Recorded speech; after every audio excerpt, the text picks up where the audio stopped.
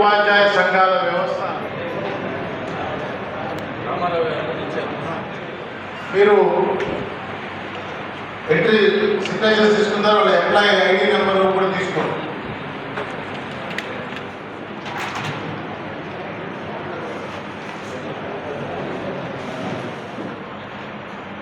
వ్యవస్థ ప్రయోజనాల కంటే వ్యక్తి అహంకారానికి ప్రాధాన్యతలు పెరిగిపోయి ఐక్య ఉద్యమాలు కొనబడి ఉద్యోగులు తీవ్రంగా, ఉద్యోగ ఉపాధ్యాయులు తీవ్రంగా టీచర్లకు సంబంధించి 3 దశాబ్దాల పైగా ఈ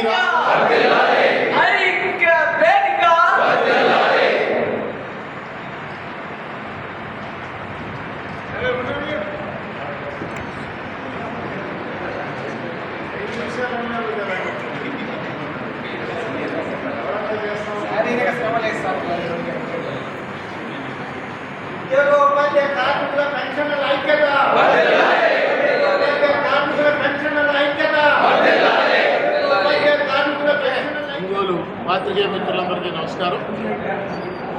ఈరోజు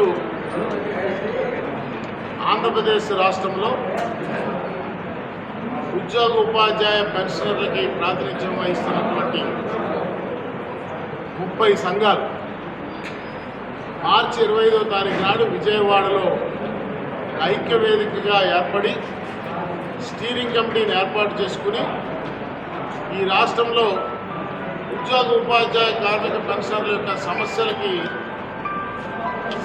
ప్రభుత్వాలు ఎవరున్నప్పటికీ పార్టీలతో పని లేకుండా ఒక శాశ్వతమైన చట్టబద్ధమైన పరిష్కారాలని కనుగొనడం ఎలా అనేటువంటి అంశం మీద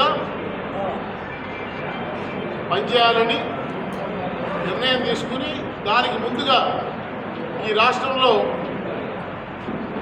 తమ అస్తిత్వం ఉందా పోయిందా అనేటువంటి అనుమానంలో బతుకుతున్నటువంటి ఉద్యోగ సంఘాలని, ఉపాధ్యాయ సంఘాలని, వారి సభ్యుల్ని తిరిగి మేల్కొల్పి మా వ్యవస్థను మేము కాపాడుకోవడంతో పాటు మా ప్రయోజనాలను మేము హక్కుగా సాధించుకోవాలనేటువంటి లక్ష్యంతో రాష్ట్ర వ్యాప్తంగా ఉద్యోగ ఉపాధ్యాయ పెన్షనర్లు మొదట చైతన్యపరచాల్సినటువంటి అవసరాలు గుర్తించి ఒక కార్యాచరణ ఇవ్వడం జరిగింది. అందులో భాగంగా 6 చోట్ల రాష్ట్రంలో బహిరంగ సభలు ఏర్పాటు చేశాం. తొలి సమావేశం మన 14వ తారీఖు విజయనగరంలో చాలా విజయవంతంగా జరగడం, రెండో సమావేశం 21వ తారీఖు అనంతపురంలో, 28వ తారీఖు కడపలో, 25వ తారీఖు విజయవాడలో, 28న కడపలో, 5వ తారీఖు నాడు గుంటూరులో ఏర్పాటు చేసుకున్నాం. మధ్యలో ఈరోజు ఒంగోలులో, రేపు నెల్లూరులో, 27వ తారీఖు తిరుపతిలో, 3వ తారీఖు రాజమండ్రిలో, 4వ తారీఖు ఏలూరులో ఈ మేము లేవనెత్తిన 12 అంశాలని ఒక్కొక్క లొకేషన్లో 4 అంశాల మీద ప్రజా రవాణా ప్రభుత్వ ఉద్యోగుల సంఘం అధ్యక్షుడు, అట్లాగే ఏపీజీఏ ఉపాధ్యక్షుడిగా పనిచేస్తున్నాను.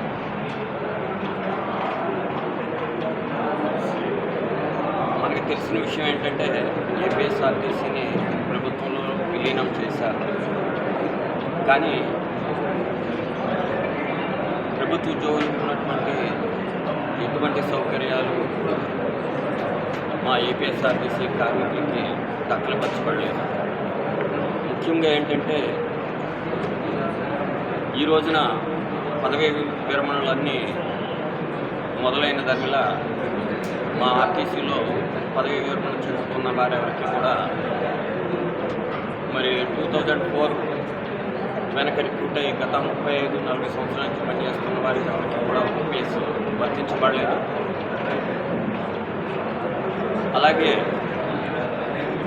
ఏదైతే ప్రభుత్వ రంగ సంస్థగా ఏపీఎస్ఆర్టీసీలో మాకు గత 60 సంవత్సరాల నుంచి కూడా మేము అనుభవిస్తున్నటువంటి అన్లిమిటెడ్ వైద్య సౌకర్యాలు,